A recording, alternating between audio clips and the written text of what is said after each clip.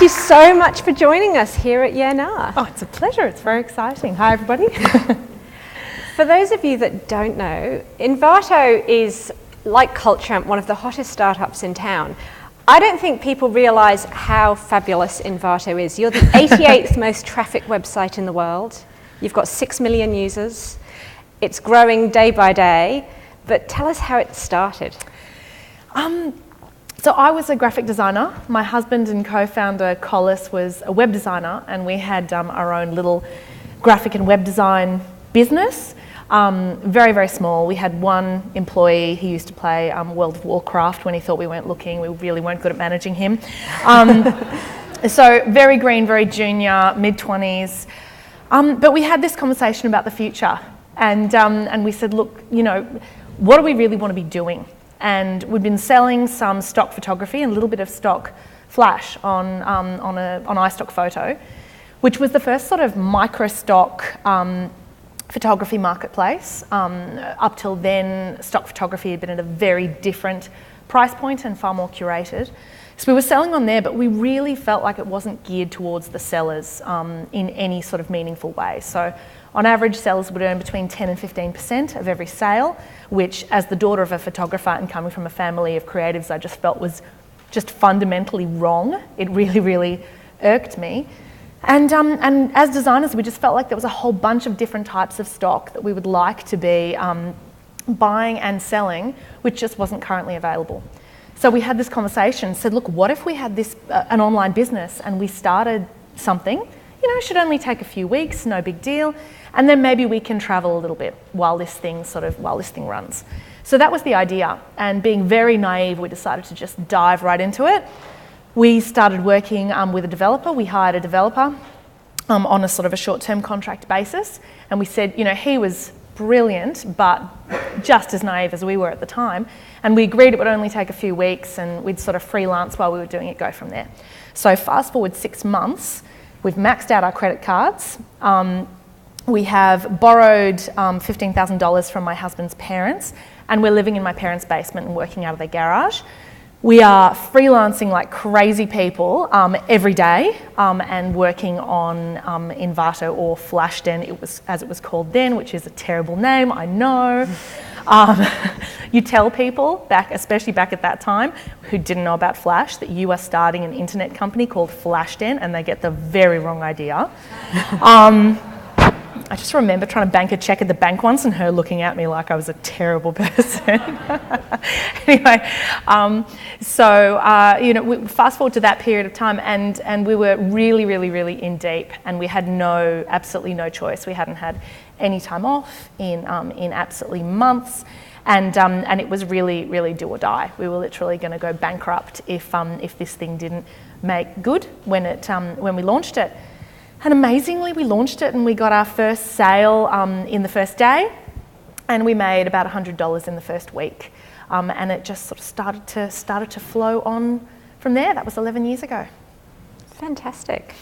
So you spoke a little bit about being naive then. Mm-hmm.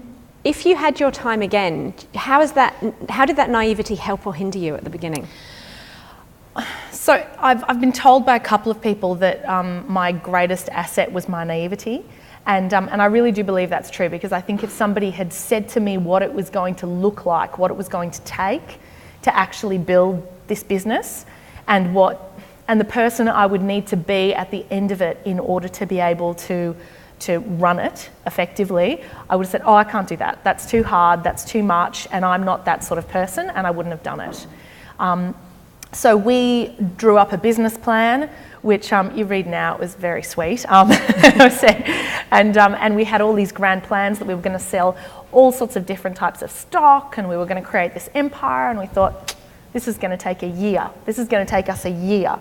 And my husband's father, my father-in-law, who he had a background in tech companies, helping build tech companies, he said, this is a 10-year timeline.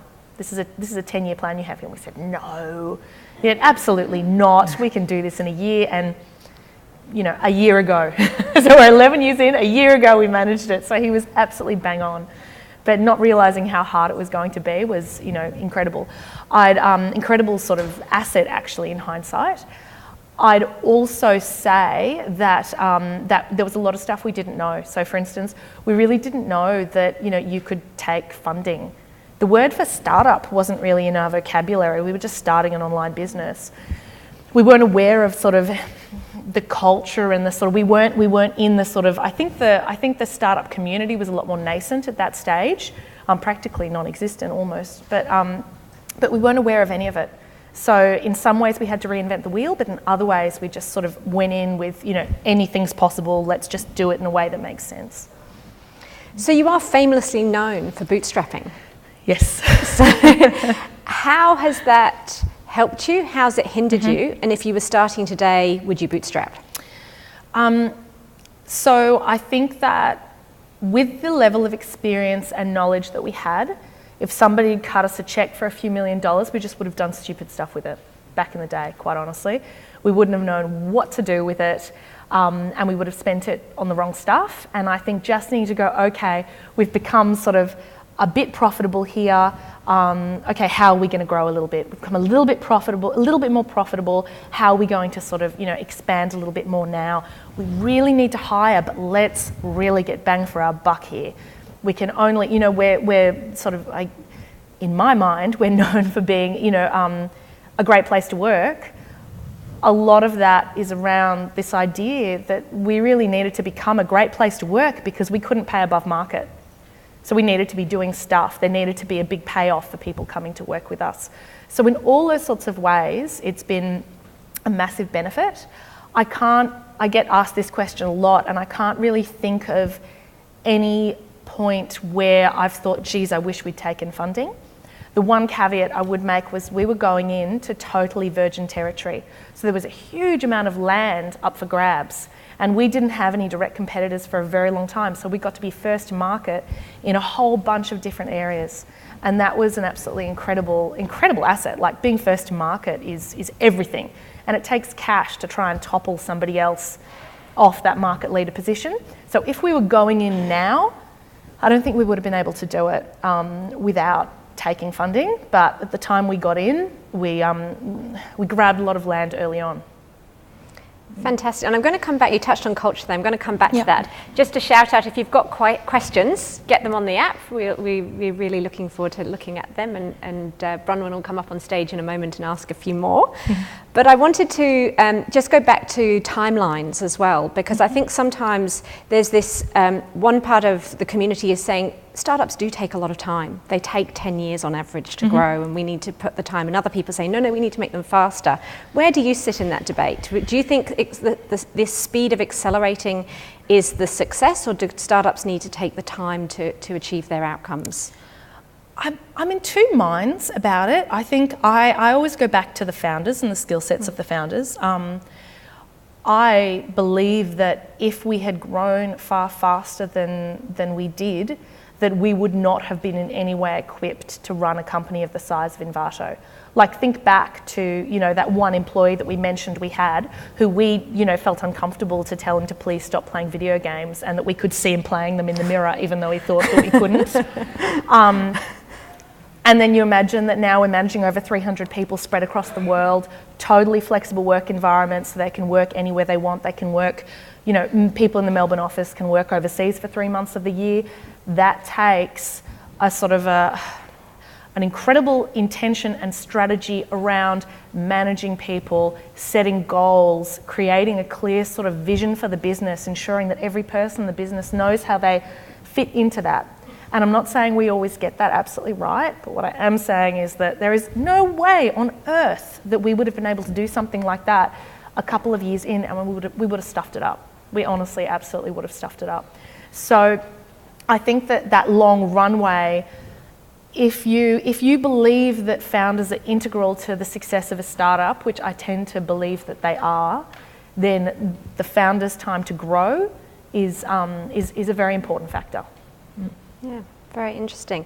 So culture, Envato, for those of you that don't know, Envato has recently announced some profit sharing with their employees. You are one of the hottest places to work in town. Tell us, also off the back of Didier's wonderful talk, tell us about culture and how important that's been to the growth of your company and what you're doing to make it successful.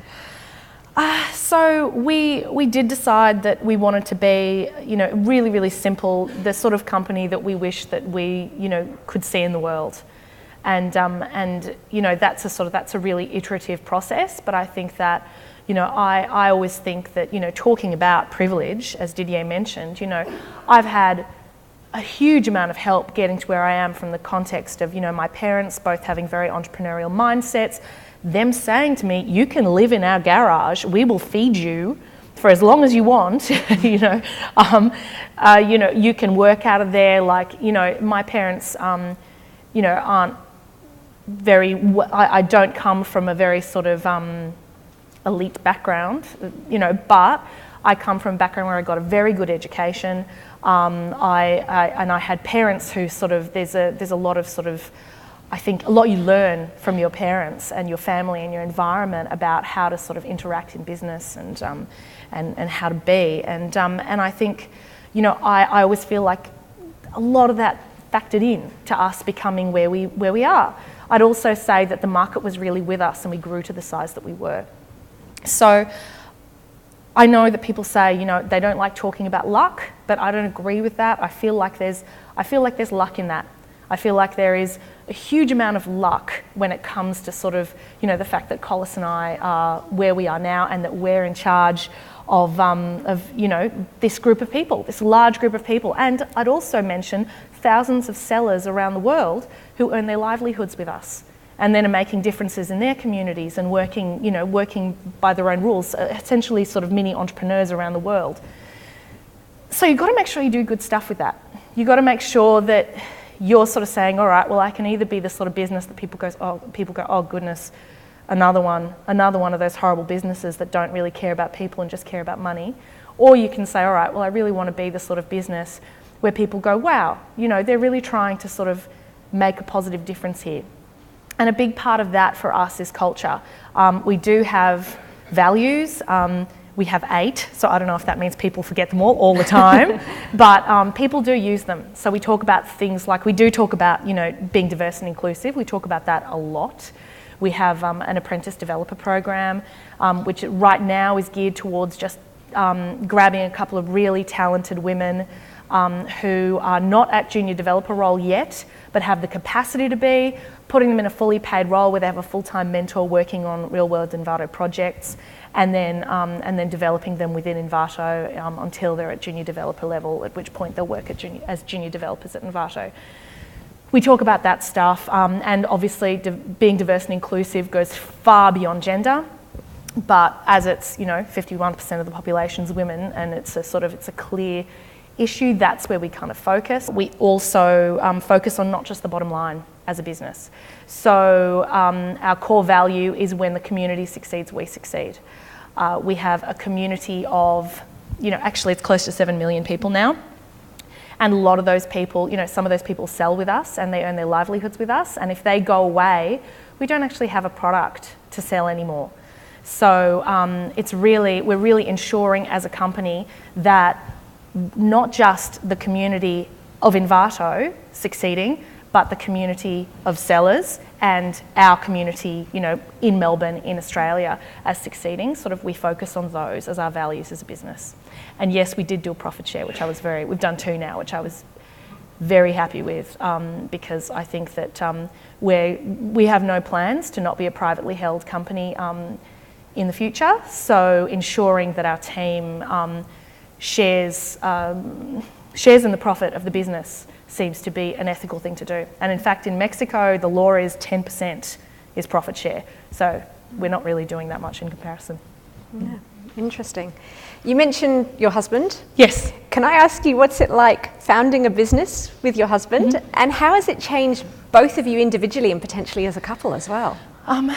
So I think I always need to start by telling a story. So after Collis and I started Envato and it had taken off and it was finally profitable, we said, okay, we're going to travel and we're going to work remotely for 18 months. We're going to just go around the world. And we lived in Hong Kong for 3 months. And we had a great time, tiny little apartment, just going out eating awesome Chinese food and wandering around the weekends and working really hard during the week in our tiny little apartment and in Starbucks. Those were basically our 2 places. And at the end of it, we came back and a friend of ours said, oh, wow, so tiny apartment, together all the time, same business. How much time did you spend apart? And we realised we'd spent 3 hours apart when I went to the hairdresser, and that was it. Over 3 months. And we were extremely happy with that. That was not a problem for us. So I always have to sort of mention that, you know, we're a pretty intense couple. And maybe, you know, like we're very, very happy being in each other's pockets, and maybe this setup might not have worked for other couples, but it certainly does for us. And I think anyone who knows us as a couple would recognise that we're pretty joined at the hip, actually. And I'd say one of the big problems about the business growing is the fact that we can't be as joined at the hip anymore, and we find that quite hard. So it's been very, very interesting. I think that I'm an extrovert, as you probably can't tell. My husband is a strong introvert, so you will never see him, you know, unless under massive duress at an event like this, because the idea of doing this is like quite horrifying to him. Having said that, he's an absolutely amazing got this incredible sort of vision for product, and an innate understanding of sort of how to grow a business. So it's been interesting kind of getting a sense of where our sort of different positions sort of sit, and how we work together, and we have quite complementary skill sets.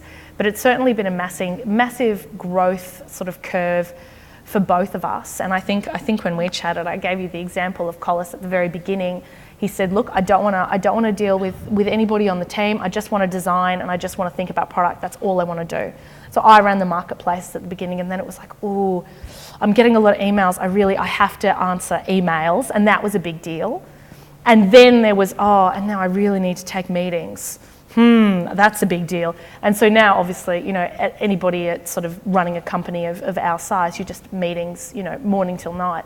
And now he's very comfortable with that. But that's the progression. And I've had a similar progression in a different way, which has mostly been to do with me, I think for me, more honestly, gaining sort of confidence over the years and understanding how I sort of need to interact in the world and how I need to lead people at the position that I'm in, and developing more confidence around that, because I also, despite being an extrovert, I also have massive imposter syndrome that I generally just need to ignore, just in day-to-day life, just ignore it all the time.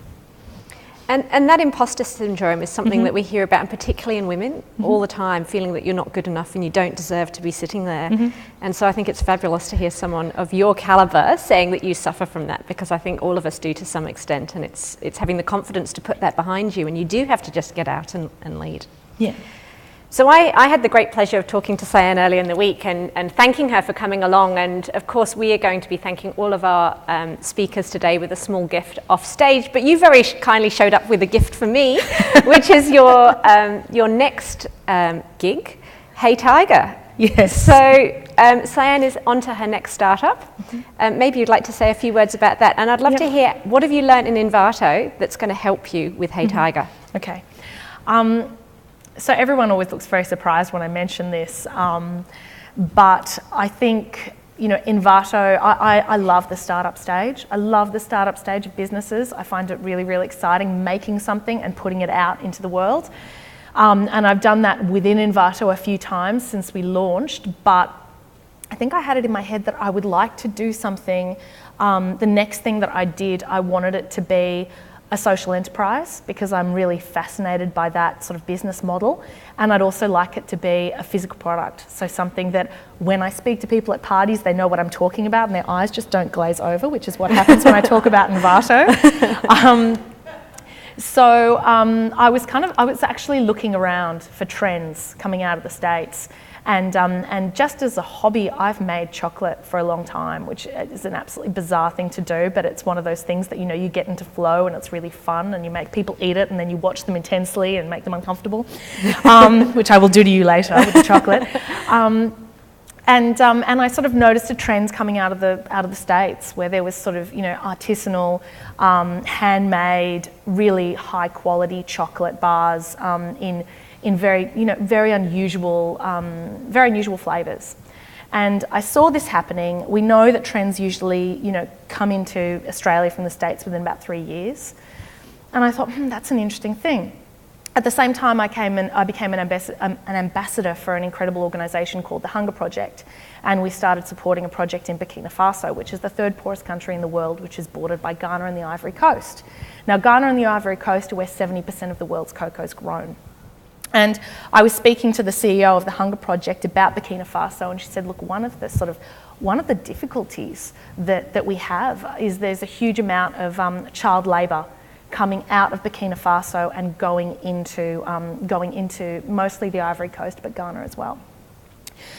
So, very young children, the oldest of a larger family, oftentimes, families living in extreme poverty, and people will come over the border to Burkina Faso and say, look, we'll pay you for your oldest, and then, you'll have enough resources that your younger ones can survive for a while. And these children are taken over and live very, very difficult lives. And the more I dug into this, the more I realised you can't even blame these cocoa farmers in Ghana and the Ivory Coast, because they themselves are living in poverty because the cocoa industry is just really broken. It's really broken and really destructive. And it struck me that something that I get so much joy and so much pleasure from, and I know we all do, which is chocolate, is something which is responsible for, so much horribleness in a lot of the places in the world where it's grown. And so I thought, well, this trend, probably going to come within 3 years. And I don't really know much about physical products, but maybe I should do it and make it a social enterprise under the hood. So that's what I'm doing. So I gave Kate milk chocolate. She's a milk chocolate woman. My weird question that I ask everybody is, so what sort of chocolate do you like? Really intensely now, because I like giving people chocolate. We're launching in November. It's interesting, Kate Morris is in the audience. Hi, Kate. And she, I think I keep on asking her things like, so, how do you stock your product? What does your warehouse look like? and I think it's because I have no idea about physical product. Digital products online, it's like, oh, you just put them up there and they exist and it all flows, and there's a huge amount for me to learn. So it's absolutely fascinating challenge for me. But there's also, a lot of stuff around sort of selling it online, marketing it, effective PR, which I do understand. So trying to figure out how it all fits together is a really interesting challenge. But we're launching late November, so please come and buy some chocolate.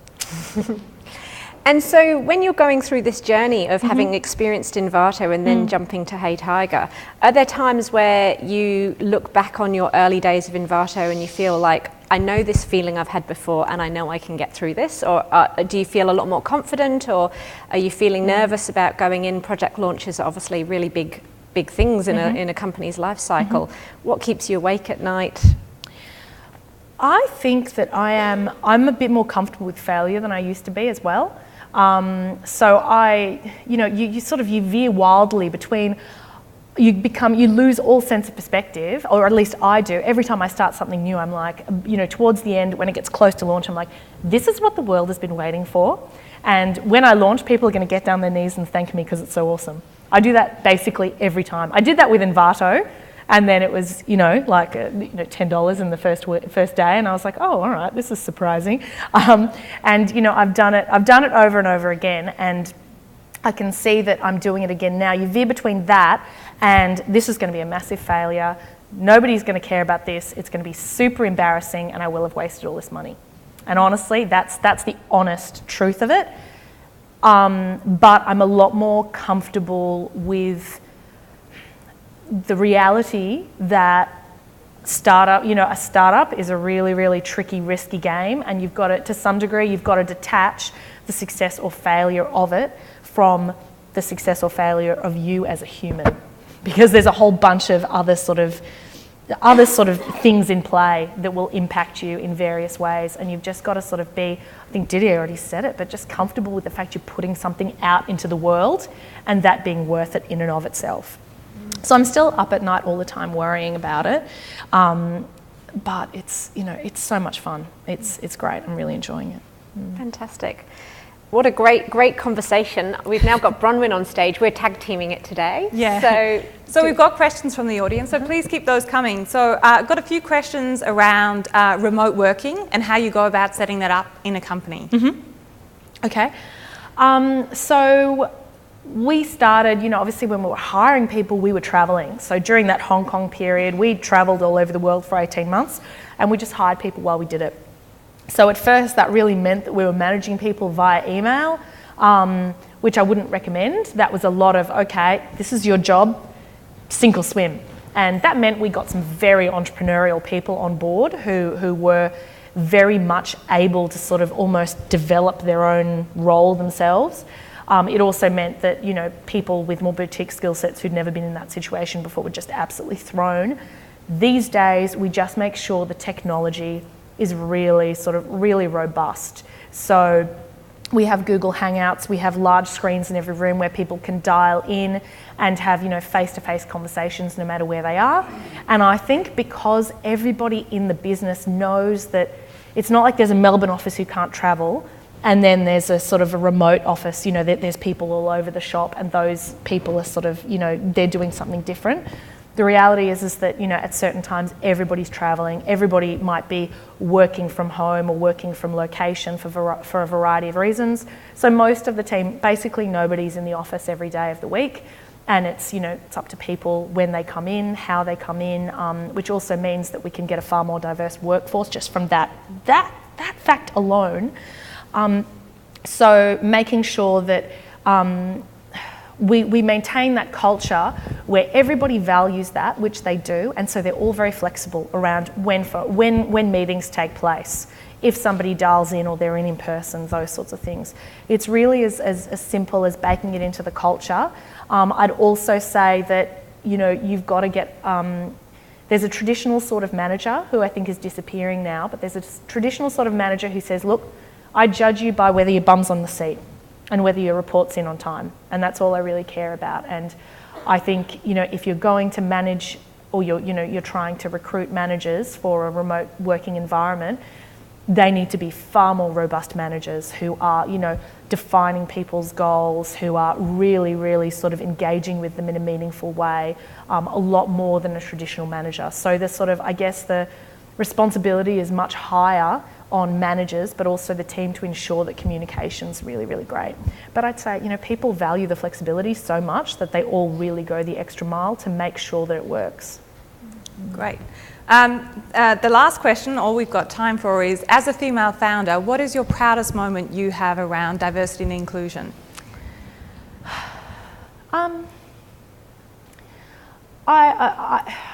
There's a lot of things. I think that I think it's been really heartening to see how engaged the whole team is in diversity and inclusion, and not just not just the women who come into the business, not just people in minority groups who come into the business, minority groups in tech, but the men in the business. That there are men, the white, straight 30s men who come into the business and go, I care about diversity and inclusion, and that is why I'm here, and sort of they gun for it.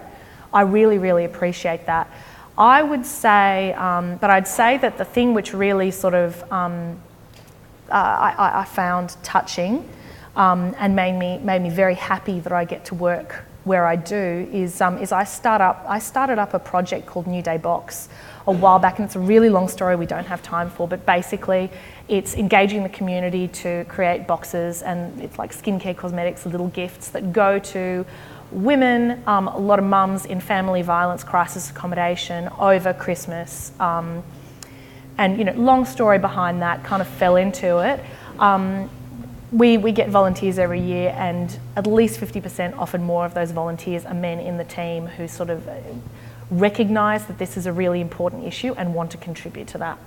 And I think the fact that we've got a team who weren't uncomfortable, team of men who weren't uncomfortable doing something which is such a sort of a, quite distinctly feminine project. We're going to put skincare and cosmetics into boxes and make it pretty and send it off to the mums. And, they got involved in that and pushed hard to support it because they cared about that as an issue. I thought we've got a good team of people here. Great. Well, everyone join me in thanking CYAN and Kate. Thank you. Thank you so much.